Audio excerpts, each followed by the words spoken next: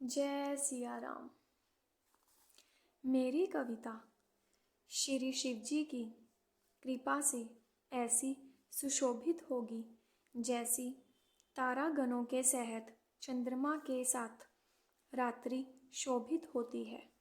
जो इस कथा को प्रेम सहित एवं सावधानी के साथ समझ बूझ कर कहें सुनेंगे, वे कलयुग के पापों से रहित और सुंदर कल्याण के भागी होकर श्री रामचंद्र जी के चरणों के प्रेमी बन जाएंगे। यदि मुझ पर श्री शिव जी और पार्वती जी की स्वप्न में भी सचमुच प्रसन्नता हो, तो मैंने इस भाषा कविता का जो प्रभाव कहा है वह सब सच हो।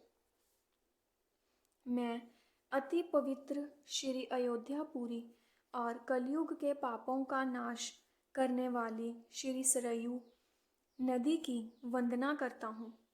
फिर अवधपुरी के उन नर नारियों को प्रणाम करता हूँ जिन पर प्रभु श्री रामचंद्र जी की ममता थोड़ी नहीं है, अर्थात बहुत है।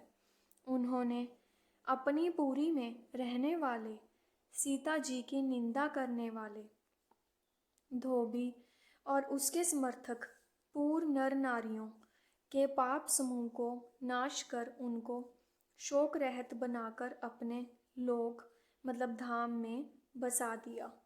मैं कौशल्या रूपी पूरब दिशा की वंदना करता हूँ जिसकी कीर्ति समस्त संसार में फैल रही है। जहाँ कौशल्या रूपी पूरब दिशा से विश्व को सुख देने वाले और दुष्ट रूपी कमलों के लिए पाले के समान श्री रामचंद्र जी रूपी सुंदर चंद्रमा प्रकट हुए। सब रानियों सहित राजा दशरथ जी को पुण्य और सुंदर कल्याण की मूर्ति मानकर मैं मन वचन और कर्म से प्रणाम करता हूँ। अपने पुत्र का सेवक जानकर वे मुझ पर कृपा करें, जिनको रचकर ब्रह्मा जी ने बड़ी बड़ाई पाई थी, तथा जो श्री राम जी के माता और पिता होने के कारण महिमा की सीमा है।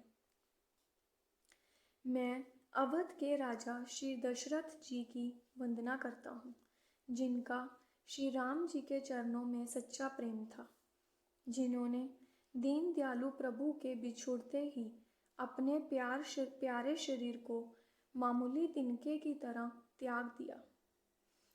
दशरथ जी ने अपना शरीर क्यों त्याग दिया था राम जी से बिछड़ते ही, ये हमें आगे जाके जानने को मिलेगा।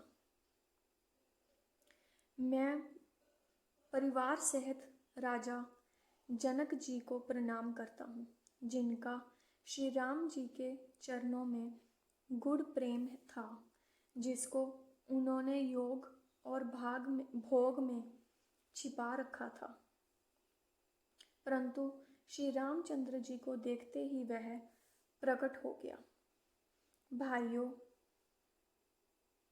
भाइयों में सबसे पहले मैं श्री भरत जी के चरणों को प्रणाम करता हूँ, जिनका नियम और व्रत वर्णन नहीं किया जा सकता, तथा जिनका मन श्री राम जी के चरण कमलों में भौरे की तरह लुभाया हुआ है, कभी उनका पास नहीं छोड़ता।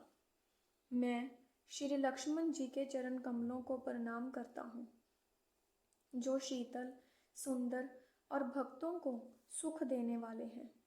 श्री रघुनाथ जी की कीर्ति रूपी विमल पताका में, जिनका मतलब लक्ष्मण जी का यश मतलब पताका को ऊंचा करके फहराने वाले दंड के समान हुआ, जो 1000 सिर वाले और जगत के कारण 1000 सिरों पर जगत को धारण कर रखने वाले शेष जी हैं, जिन्होंने पृथ्वी का भय दूर करने के लिए अवतार लिया।